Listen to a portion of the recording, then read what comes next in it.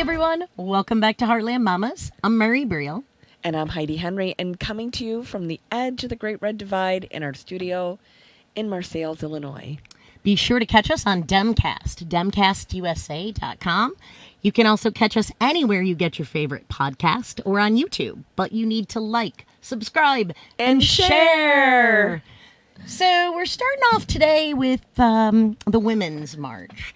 And every Women's March that we march at, and Heidi marched at this one, I was out with serious sickness in my house, we get guys, mostly, asking us, why are you marching? White guys. White guys. Why do you gotta march? Guys. You're equal.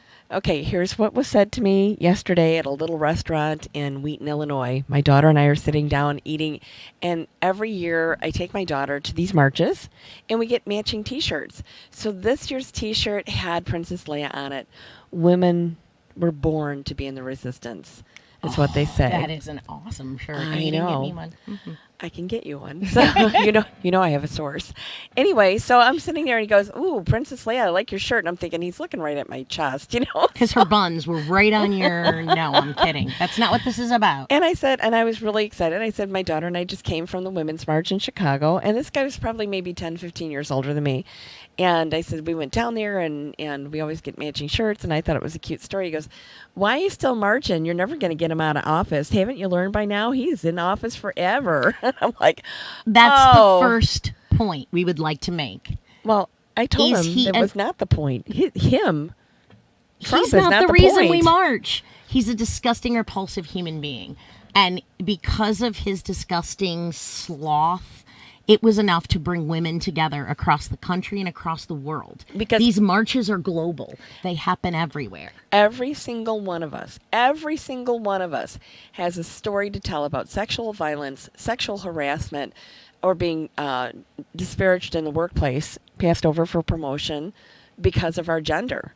We all have a gender wage gap story to tell. Every single one of us. So when Orange Caligula brought it all up, had it well all up inside us, of course we went out and hit the streets. What else can we do? And we will never stop marching. We can't. I can't believe women are still marching at this day and age just to be heard.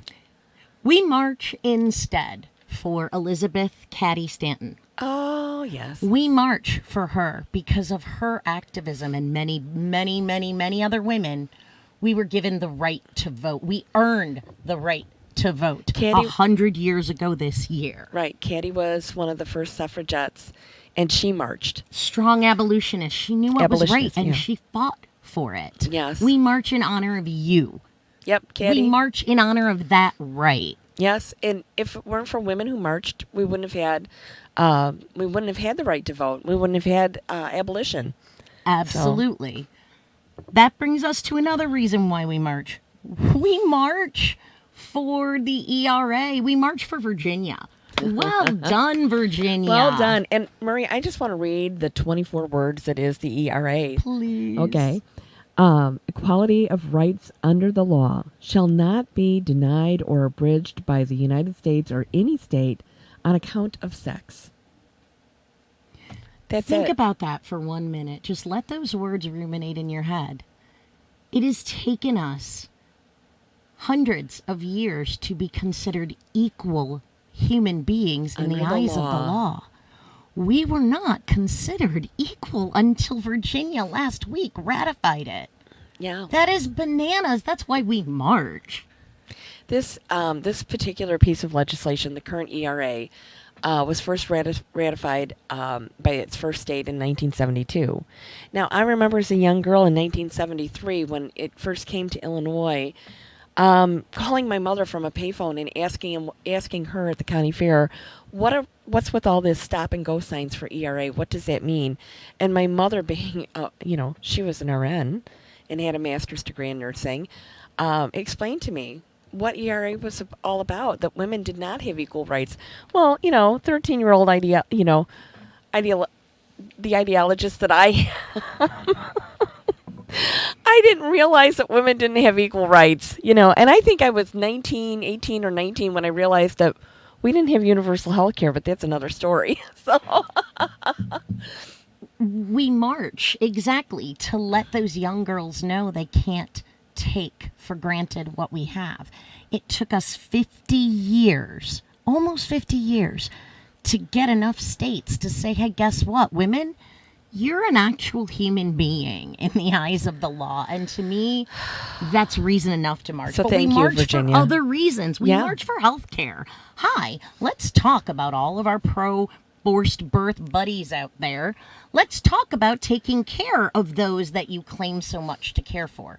The United States has the highest infant and maternal mortality rate of any developed nation. Yes. We're not even talking first world nations. No. This goes below that. We have Right. the worst maternal and We're infant at mortality rates. we're at third world level. We're at no hospitals, bugs in the jungle, that type of mortality rate. And that's outrageous. It is completely unacceptable that we are fighting to survive building Life. the future. Right. Yet you have no problem legislating and talking about when I can have a child or if I have the right to choose that.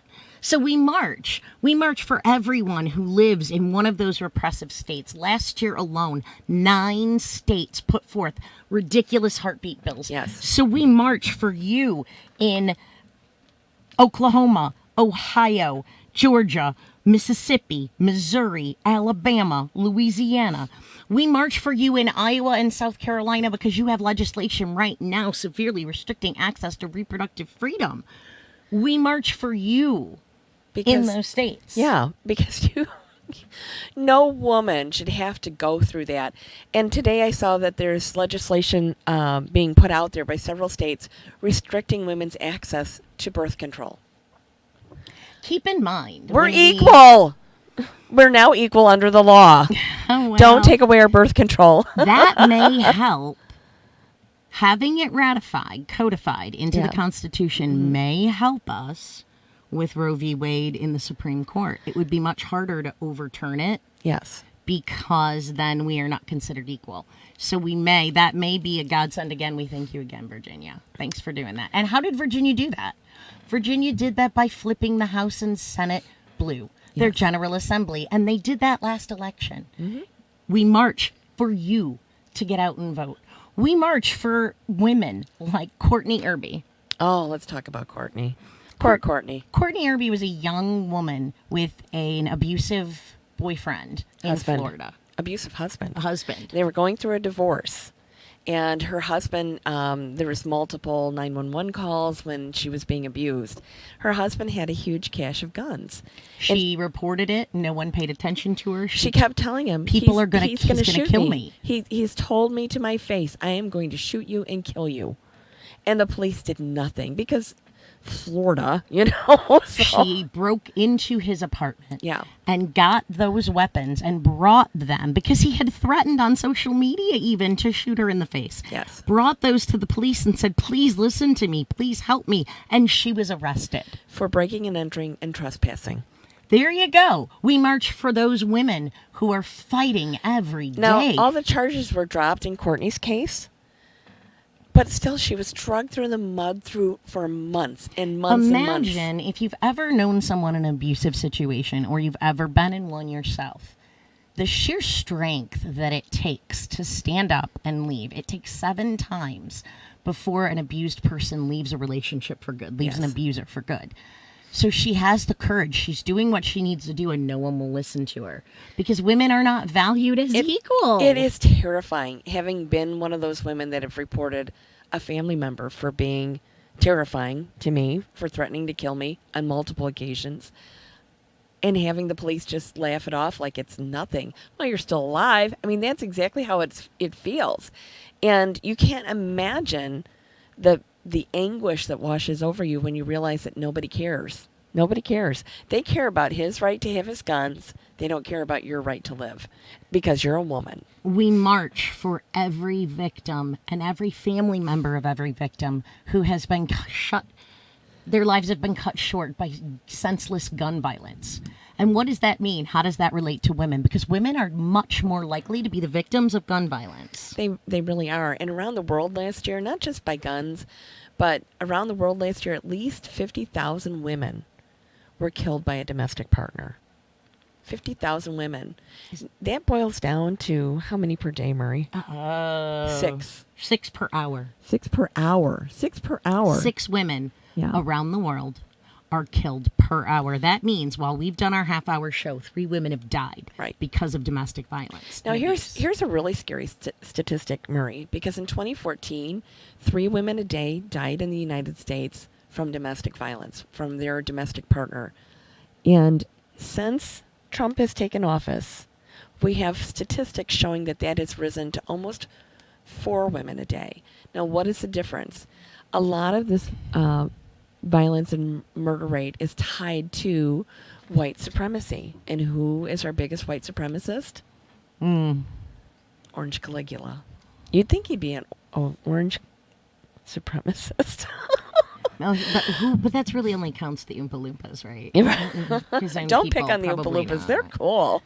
So, aside from marching for all those victims of gun violence, we march so that we can get research and find ways to stop senseless gun violence. Just so we can stop the murder. So we can stop being stabbed to death and strangled to death. And we march for women across the country.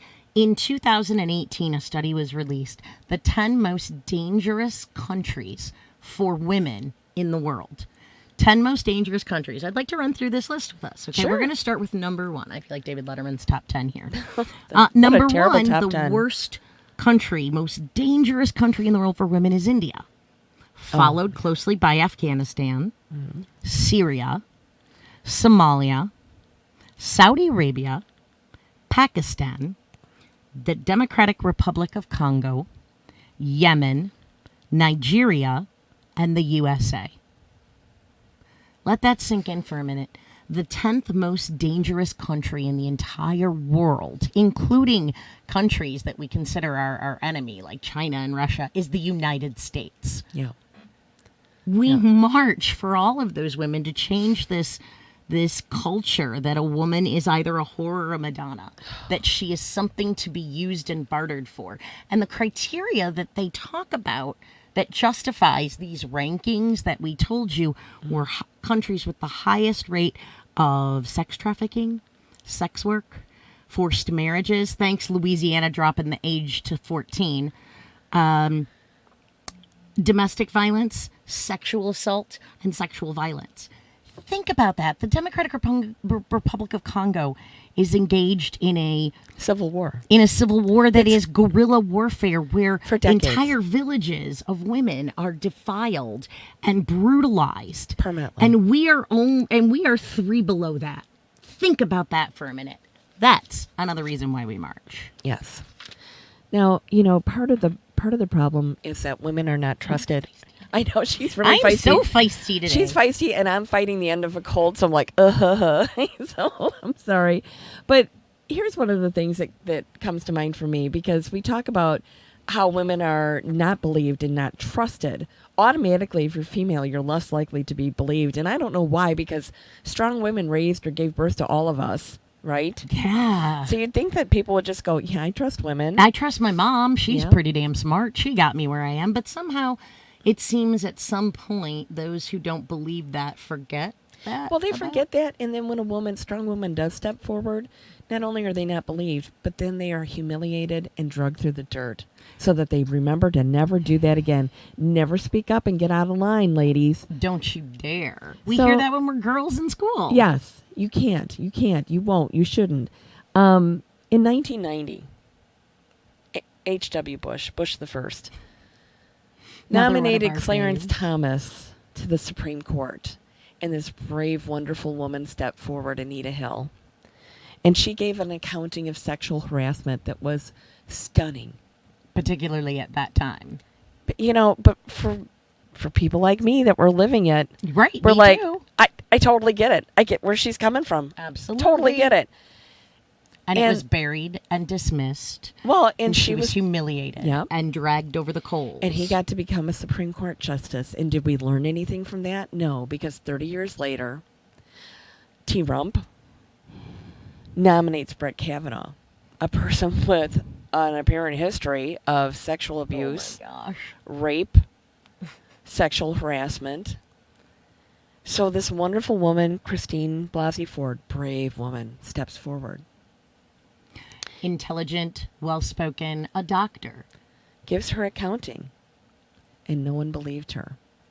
And Brett Kavanaugh got to become a Supreme Court justice. Now, other women are still stepping forward, and it's possible that one day he may be impeached. But as women, we know that that's never going to happen.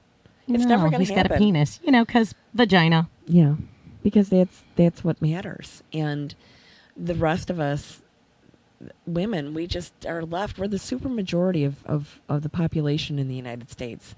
We need to take back our power. That's why we march. We march for unity. Mm-hmm. We march for solidarity. We march to show our sisters in arms. We march to show our daughters, our mothers, that we are fighting for what's right. That's why I take my daughter to the Women's March every year.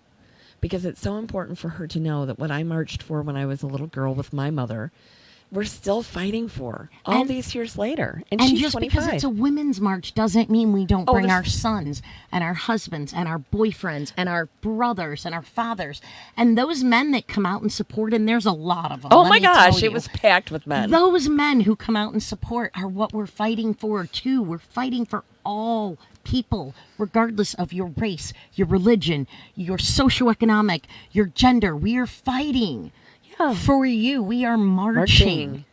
For you. And people, our husbands are really great. They're totally not misogynists. Oh my goodness. And my boys are very much like, I'm not and my son is, lady. he totally gets it. But I look at even my mother's struggle with my dad who, he's 97. Pretty good about, as he got older, once they matured into their marriage, totally respecting her and realizing that not only was she his equal, that she could out-earn him. And he was an engineer.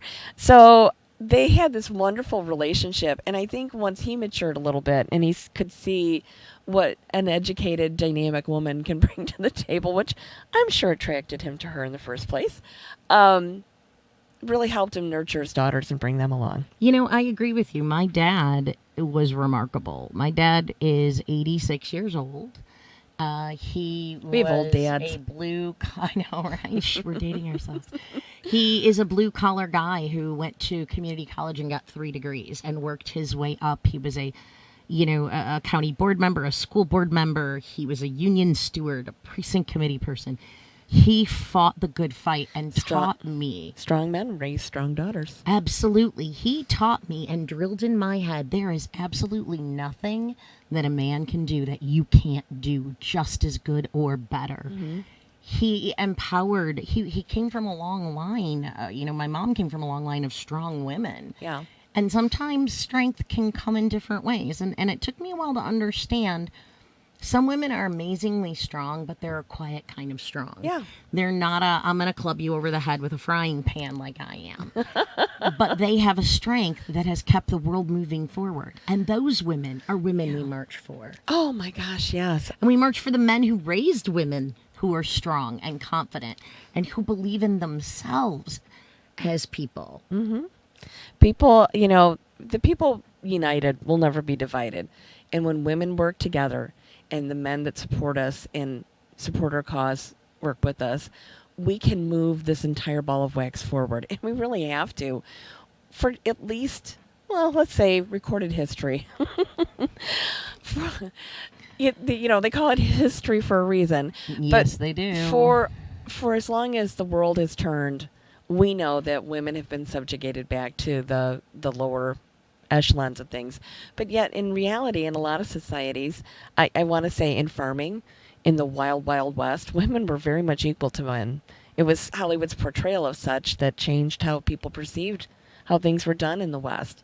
Women worked right alongside the men. Absolutely. And right alongside the men, in the But fields there's and the still that farms. religious overtone that kept that kept the Wild West women in check, that kept them subservient. Remember, women couldn't even be teachers in the state of Illinois, which was one of the most progressive states, until a certain time. Women weren't allowed to learn to read. Yeah, we couldn't go to school, so it hasn't been that long. I'm gonna have to say, I don't know. Yeah. Yes, we worked just as hard. I think that's what you're saying. Is we worked just as hard. We were just as good. We were just as good of providers. But still, there were laws that made sure that we had to wear skirts, that we couldn't cut our hair, that we couldn't hold jobs, that we couldn't have a checking account. Oh, yeah. Yeah, I couldn't have a mortgage. I remember when my mom got her first credit card, and that was like 1973 without my dad's signature on it. Carson's. No longer in business, but...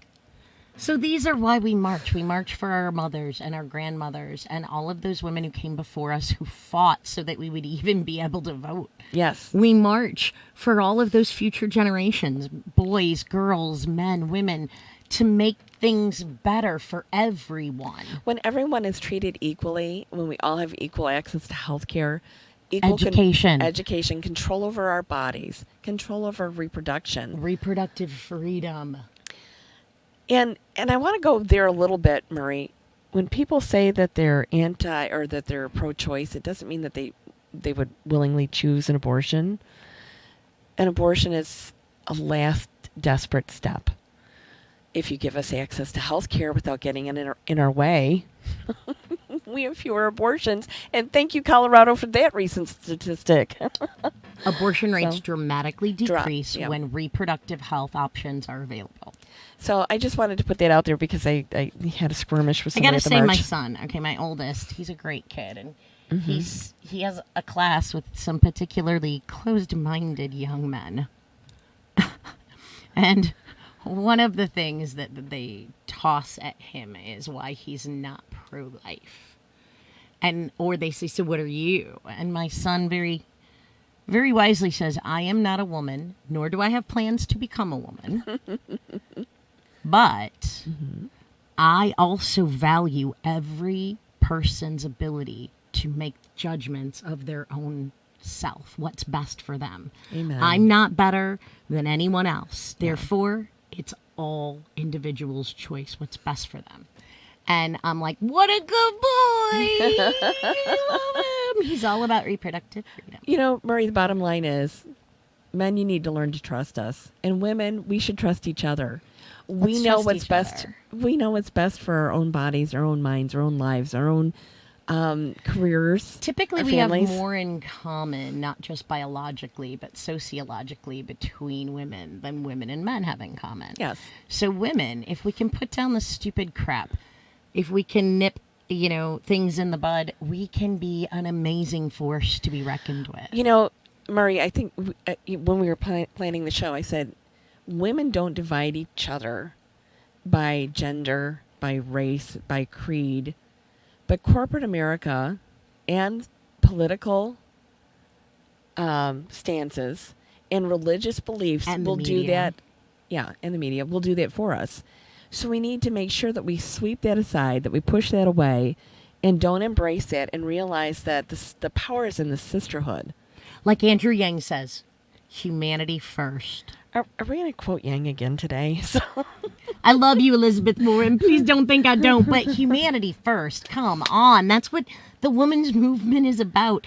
That's why we march. Yeah. For humanity. Well, and for the future. You bring up Elizabeth Warren. Typical. Her platform is identical to another candidate in the race, and yet she's considered lesser because she is female. The vagina. Yeah, that's a problem. Vaginas are very scary. I guess if you don't understand them. Yeah, if you've never had one and operated one. I think they fear that they're like those creatures from... oh, God, don't say it. I'll have nightmares Stranger Things, where and they open up and all these mouths come out. I think they fear vaginas are like that. I have heard of this TV show, but you have to understand, I don't watch TV. I'm a farmer. I work all the time. The word vagina. Okay, I'm not afraid of it either, but... What we need to remember is that nothing is scary about being a different gender. It's the same as having a different color hair or different occupation. We just do it with a uterus instead of a penis. So please, solidarity, ladies. Let's bond together. Let's take what we've already done and keep pushing it forward. The wave can't stop, because anytime we stop, anytime we let off the gas, or anytime we win the small, such as President Herr Führer has said, is there a way I can block the ERA ratification? He has literally said that. I'm not sure it's what's best for the country. We cannot what he said. give an ounce of ground, because the minute we get it, they're fighting to take it away. It takes That's us, why we march. Yeah, it takes us so long to get an inch of ground, and then we have to understand for every inch we gain, we usually give up 2. We do all the time, and we know that it's just how it is, and it doesn't have to be that way. But as long as we can be oppressed, this country can never move forward. This planet can never move forward. And this gives rise to my philosophy on sustainable progressivism can only be had after we have sustainable feminism.